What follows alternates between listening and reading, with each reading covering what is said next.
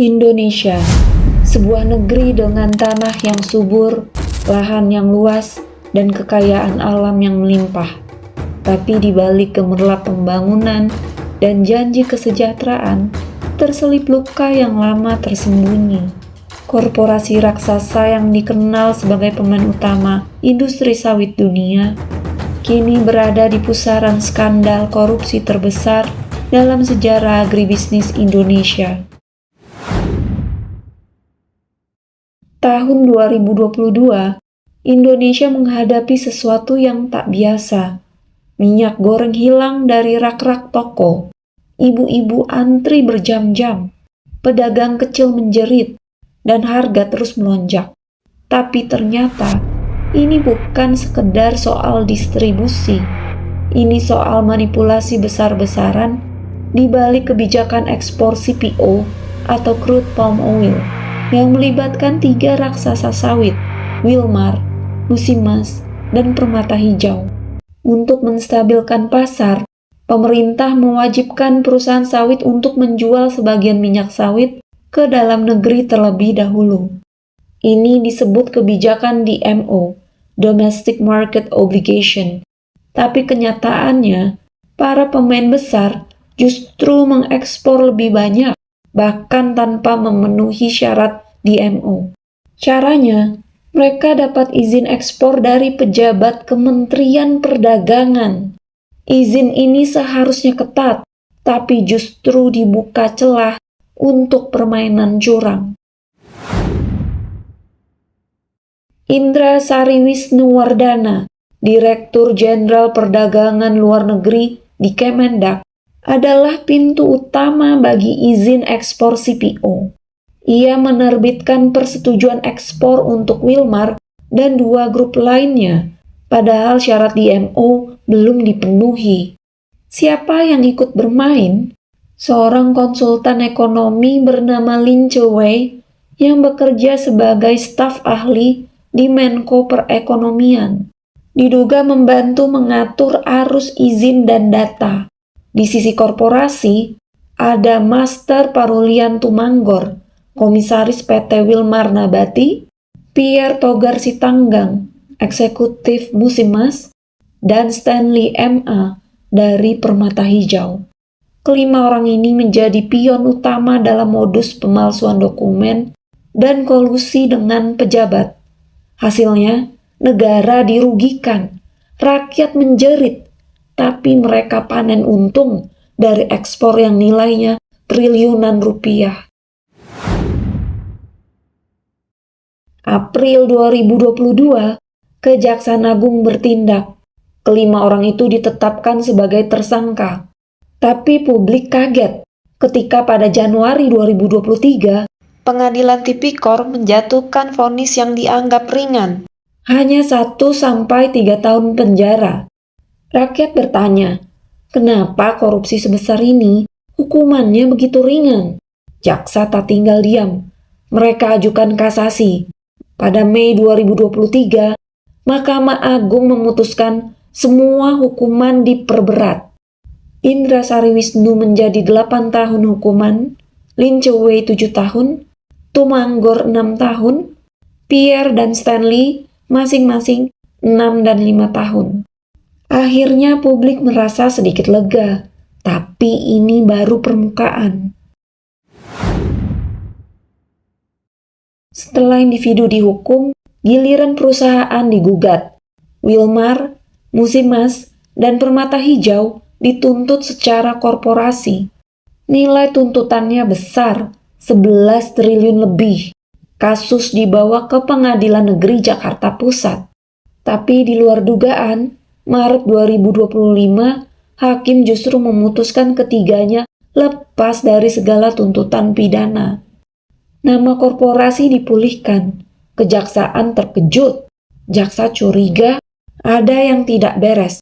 Dan ternyata kecurigaan itu benar. Maret 2025, 3 raksasa sawit yaitu Wilmar, Musimas, dan Permata Hijau baru saja mendapat keputusan pengadilan yang mengejutkan. Mereka bebas dari jerat hukum. Putusan ini tak hanya memulihkan nama baik perusahaan, tapi juga menghapus potensi ganti rugi puluhan triliun rupiah.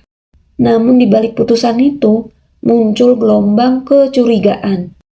Bukan hanya soal jalannya persidangan yang cepat, tapi juga soal atmosfer media sosial dan pemberitaan yang mendadak berubah arah. Selama pekan-pekan menjelang vonis, publik disuguhi narasi-narasi aneh, seolah-olah Kejaksaan Agung sedang bermain politik. Seolah kasus Wilmar adalah konspirasi pengalihan isu. Tagar seperti RUU TNI dan Indonesia Gelap bermunculan, menyamarkan topik utama korupsi ekspor minyak sawit dan kelangkaan minyak goreng. Lalu fakta pun terungkap. Saat operasi tangkap tangan 12 April 2025, Kejaksaan tidak hanya menangkap hakim dan panitera, tapi juga dua nama dari luar sistem peradilan, Marcella Santoso dan Arianto Bakri, keduanya pengacara perusahaan. Marcella tidak hanya berperan sebagai perantara suap 60 miliar. Berdasarkan hasil penyidikan kejaksaan, ia juga menjadi dalam operasi media dan distribusi opini publik melalui buzzer bayaran. Marcella, yang selama ini tampil sebagai pengacara korporat elegan, ternyata mengendalikan operasi propaganda digital yang menyasar institusi penegak hukum negara. Ini bukan sekedar pembelaan hukum, ini adalah perang opini yang disusun secara sistematis, didanai dengan uang besar, dan dijalankan demi menyelamatkan kepentingan korporasi.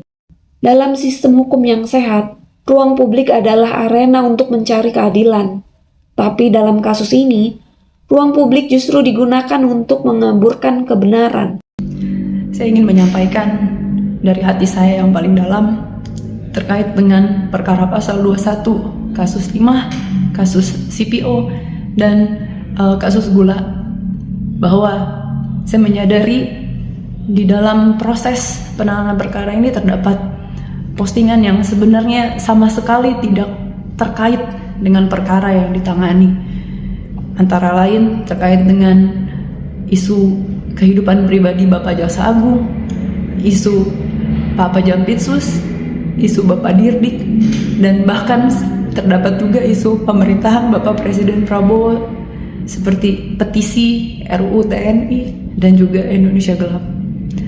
Bahwa saya sangat menyesali dan sangat menyadari bahwa apapun dan bagaimanapun ceritanya, baik itu kelalaian saya tidak mengecek ulang isi konten, ataupun kelalaian dan luputnya saya mengecek dan meneliti kembali dan fokus terhadap apa yang disampaikan, saya menyadari bahwa konten-konten tersebut memberikan rasa sakit bagi pihak-pihak yang terkait dan terdampak.